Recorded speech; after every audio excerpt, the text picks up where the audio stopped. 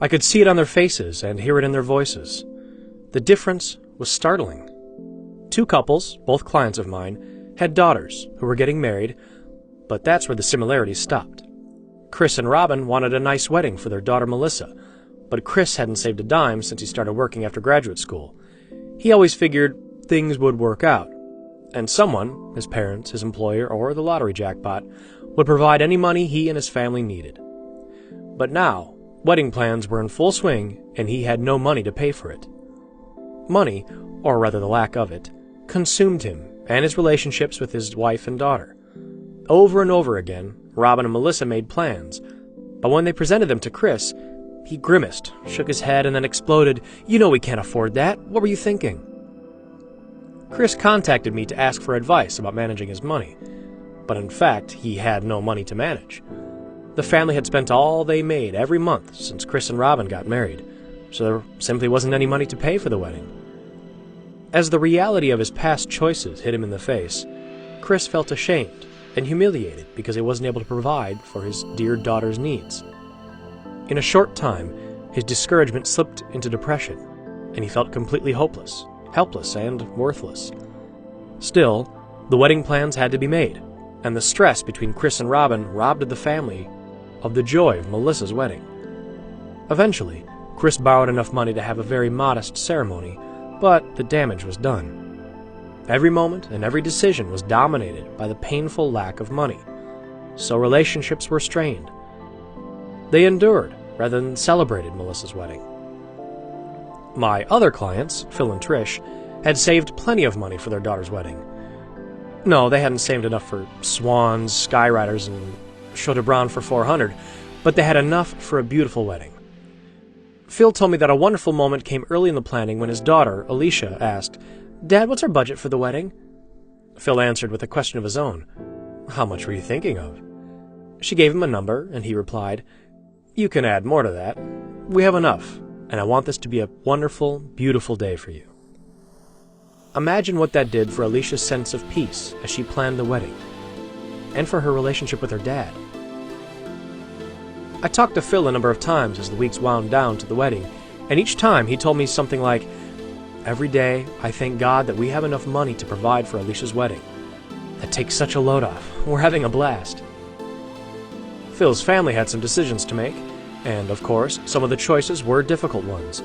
Should they allocate more money for a photographer and less for flowers, or the other way around?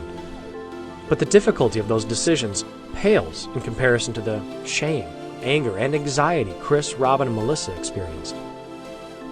When Alicia's day arrived, it was a beautiful thing to see. Everybody was completely relaxed and focused on the joy of the moment, with no hint of anxiety about money. Phil told me, Alicia's wedding was beautiful, fun, and meaningful. In fact, it was glorious. Phil and Trish had been intentional about managing their money, and they experienced incredible benefits from their plan. The emotional nature of money. Money may seem inert, but it has the power to cripple or heal, to depress or inspire. Dr. Lawrence Barton, the president and chief executive officer of the American College, observed, "Money is tangible, but it is also emotional in nature. It is necessary for the exchange of goods and services, but is also what divides spouses and families, and is often the source of permanent scars among loved ones." Interestingly enough, many individuals spend more time analyzing the sports scores or their horoscope in the daily newspaper than they invest in monitoring their daily financial health. From the foreword of What Matters Most by Jim Munchbach. Baxter Press, Friendswood, Texas, 2004, page 9. A recent study concluded that most decisions about money are emotional, not rational decisions. We are inundated by countless messages that we simply have to have this product or that service to make us happy, successful, and accepted.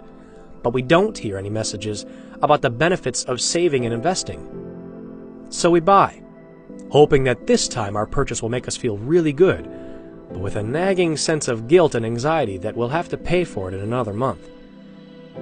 In a think tank sponsored by the National Endowment for Financial Education, a participant noted that most Americans now own things that only the wealthy would have enjoyed a few decades ago. But we're not paying for these things with cash. we're a credit society. He observed, "I think a lot of middle-income Americans are living their dreams. They're driving vehicles they can't afford, and they're living in houses they can't afford. They all have the trappings. They're focused on what makes them happy today." Motivating Americans to Develop Constructive Financial Behaviors by the National Endowment for Financial Education, 2004, page 6. But other messages can touch our emotions, if they can only be heard. These are messages about the peace and contentment of knowing our finances are on track to meet our family's needs, and the unvarnished thrill of using our resources to touch the lives of others. The first step, though, is to establish or clarify a sense of direction, a purpose for our lives. Connecting the dots. In relation to our finances, the path to peace and fulfillment is connecting our resources to what matters most to us. Many people, however, have never clearly articulated what really matters to them. When they do, incredible things happen. Soon after I finished my training as a certified financial planner professional, I met with a wealthy businessman. James grew up in a poor black neighborhood, and his family barely made ends meet day after day. As an adult, James was driven to make enough money so that his own family never experienced the fear of empty cupboards, and he made a lot of money. James had over $1 million in his retirement account, and his $500,000 home was completely paid for. Clearly, he had plenty of resources, but he lived with constant anxiety that he might not be able to provide enough for his family. No amount of money seemed to be enough to calm his anxious heart, so he drove himself day after day to make more sales. Before James and his wife Sheila walked into my office, his goal had been to make as much money as possible to be sure his family wasn't in need. As we talked about his values, it became clear to him that his real purpose wasn't making a lot of money. It was stability and security for his family, and he wanted to feel a sense of peace about his role as their provider. We identified the goals that would fulfill his purpose, including the amounts of money required for his children's education, his daughter's wedding, and his retirement. We then outlined a plan so that all of these needs would be met. With the pressure to make more and more money off his back, he realized he would be able to spend far more time with his wife, his children, and his grandchildren. Before that moment, James had been so driven to make money, but now he had a clear vision for his life and the freedom to enjoy quality time with his family. In only a few minutes, the expression on James' face changed entirely. Suddenly, he broke into a huge grin, and then he looked at his wife. They reached out to hold hands and looked into each other's eyes, as if to say, "This is what we've been looking for." Their anxiety and the tension that had created between them had evaporated. They had come into my office confused and stressed, but they walked out with a profound sense of contentment and joy because they now looked forward to a future of rich, meaningful relationships. James was a new man, with an achievable plan and the warm affirmation of his wife for being such a wonderful provider. I'd like to take a lot of credit for the change in James's life that day, but all I did was ask a few questions to clarify his goals and connect the dots between his resources and what matters most to him. Turning point.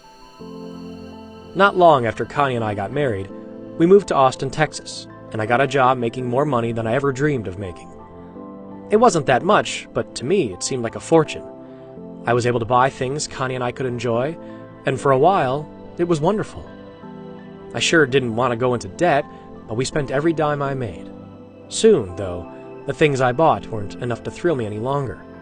I wanted more. I thought I needed more. I hoped the things I was buying could fill up the hole in my heart, but when they didn't, I tried to cram more in there, but the hole just got bigger. One day I realized that I had all I'd ever wanted: a wonderful wife, 2 beautiful sons, a good job, and lots of stuff. But I was miserable. My dream was fulfilled, but I felt emptier than ever. For a new thrill, I started smoking pot. That felt good for a while, but bad decisions followed bad decisions, and soon I was on the verge of losing Connie, my sons, my home, and my job. I'd like to say that I flushed my last dime bag down the toilet because of noble reasons, but that's not true.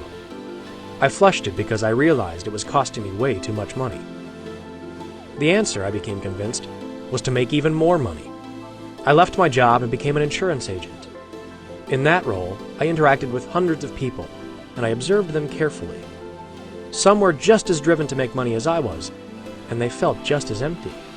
But surprisingly, many of the men and women who came to my office had a clear, compelling sense of direction for their lives, and they wanted to marshal every resource to fulfill their dreams. These people had learned one of life's most important lessons. We experience far more joy and fulfillment if we devote ourselves to others instead of spending our resources on our own pleasures. I had read about these principles of giving to live in some Bible classes in college, but these clients were flesh and blood examples who were living those principles. I desperately wanted what they had, but I wasn't sure how to get it. One major turning point came when I signed up for the Financial Planning Association residency program. I went to the conference center a day early to spend time with some friends. That morning, I walked down to the restaurant to get some coffee, and I saw a man in his 50s coming out of the exercise room. He was the epitome of a handsome, fit, fabulous, successful, got-it-all-together businessman. Instantly, I hated him. Our eyes met for a second, and we smiled and nodded to each other the way polite businessmen do. I hoped I would never see him again. That afternoon, I walked into the first meeting of the residency program, and there he was. He introduced himself. "Hello, my name is Rich." I hoped to avoid him as much as possible, but he was one of my mentors for the entire week. A few minutes later, all the mentors were asked to give thumbnail sketches of their business philosophies and how they serve their clients. When Rich's turn came, he told the group that he hoped to impart to us how much he treasured his clients. "My clients," he told us, "are more than account numbers and sources of commissions.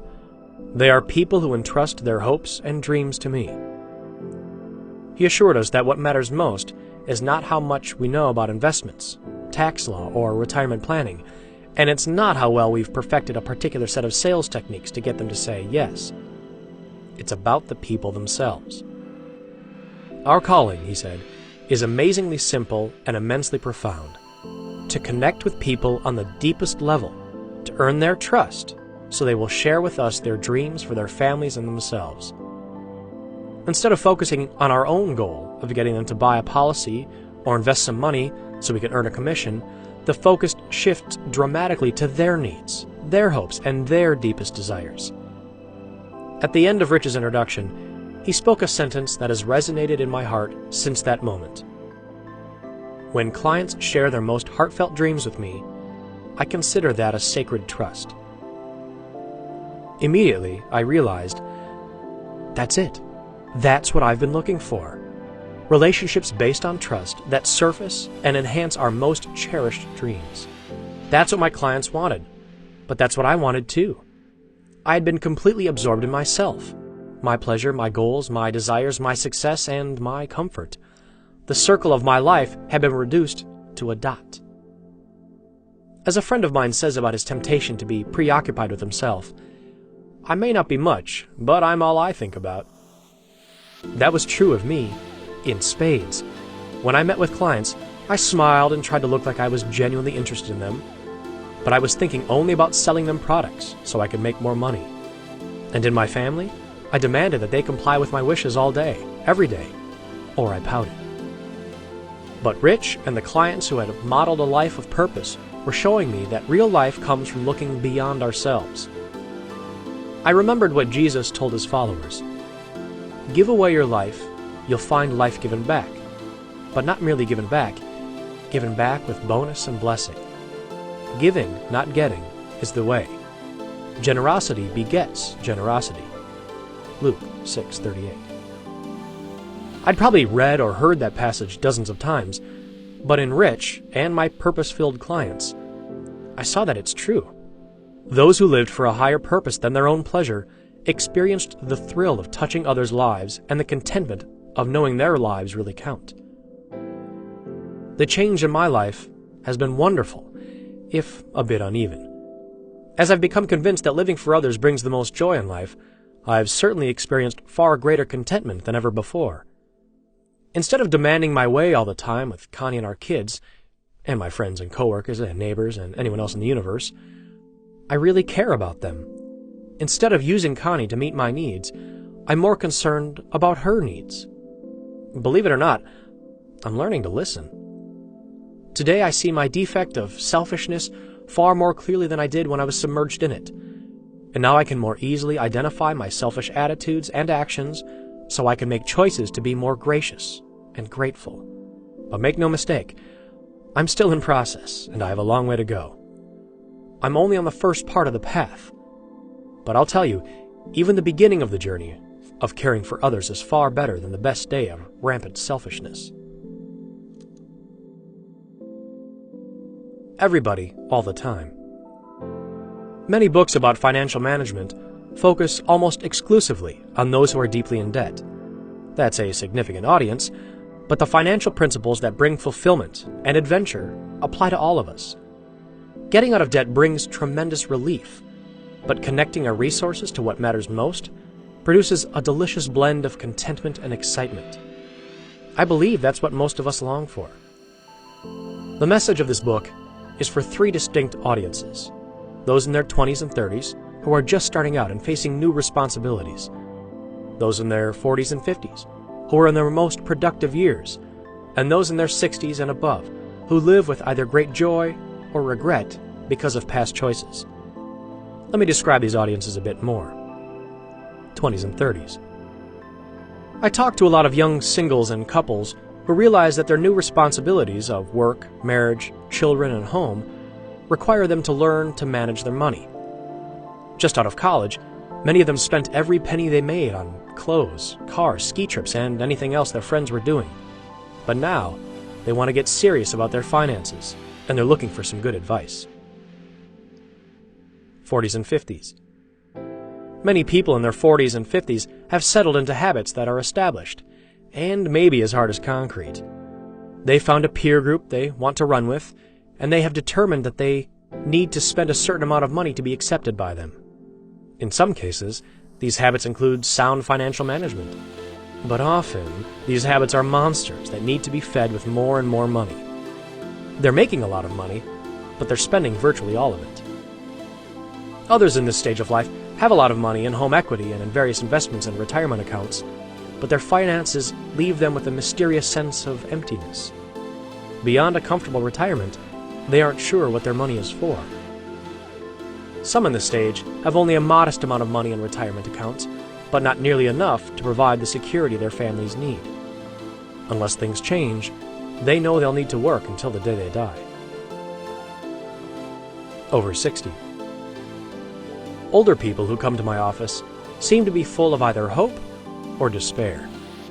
In most cases, their best income-producing years are over, and they look back on their decisions with either thankfulness or regret. Important lessons, however, are learned either way, so they still have a wonderful opportunity to impart wisdom to their children and grandchildren and leave a strong legacy. Vision, intention, and means. A very personal journey. In my own life, and in the lives of countless people I've counseled, I've realized that change happens most readily and permanently if people have a clear picture of their future, a commitment to take steps of progress, and good handles on the steps they need to take. Elements of change, then, are vision, intention, and means. This book is structured with these three features in mind.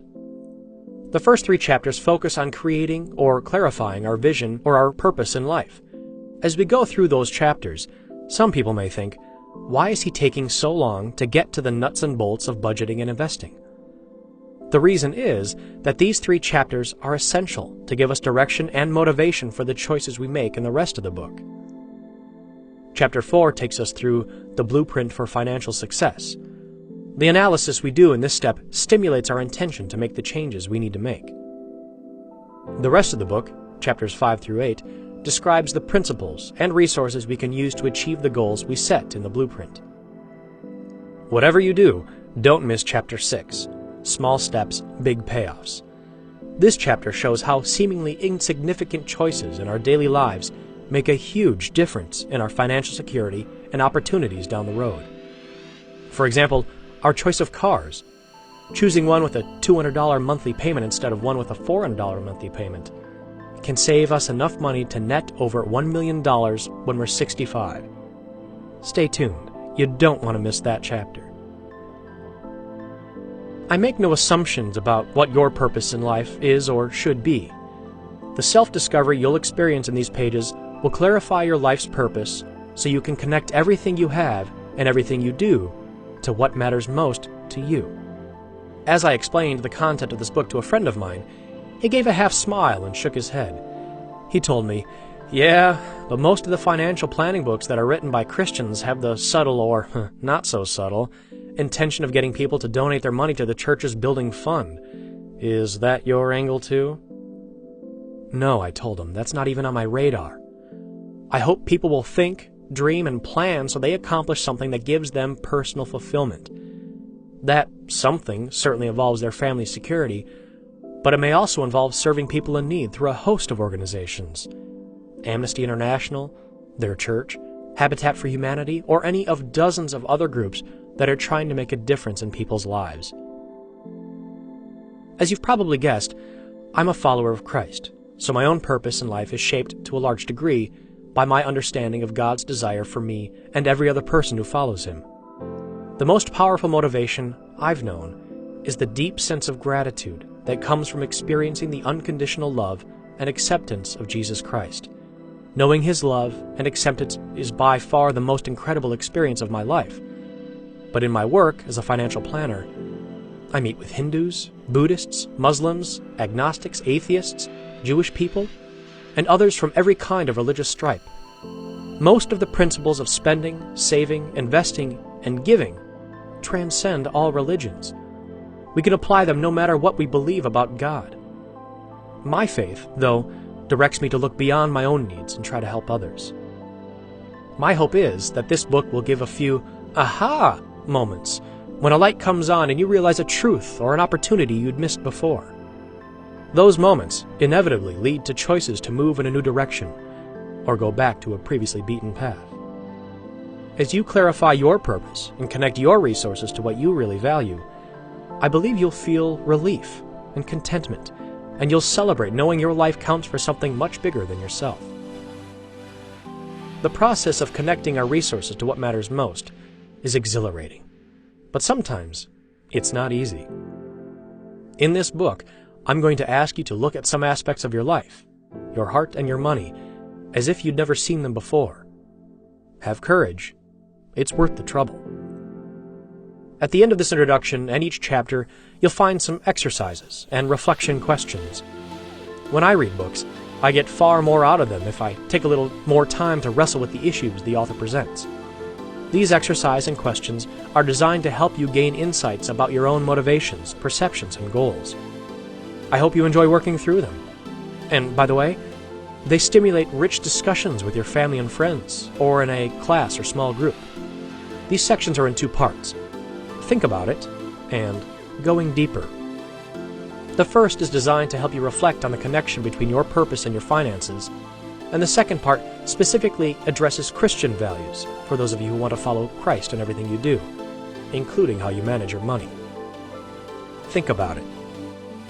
1. Now that you know what this book is about, what do you want to happen in your life as a result of reading and studying it?